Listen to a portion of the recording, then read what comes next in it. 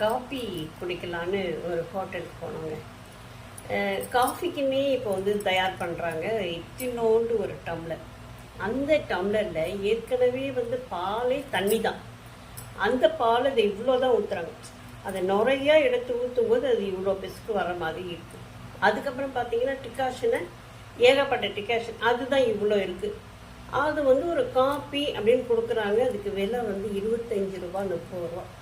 25 ரூபா ஒரு 1/2 லிட்டர் பால் வாங்கினோம்னாக்கா நிச்சயமாக ஒரு 3 பேர் 4 பேர் நல்ல தண்ணியே கலக்காமல் காஃபியே குடிக்க முடியும் வீட்டில் போட்டு. சரி, எங்கே வெளியில் போயிட்டோம், ஒரு நிம்மதியாக ஒரு காஃபி சாப்பிட்லாம் அப்படின்னு போனோம்னா நம்மளை வந்து அப்படியே மனசு ஃபுல்லாக நெருட வைக்கிறாங்க.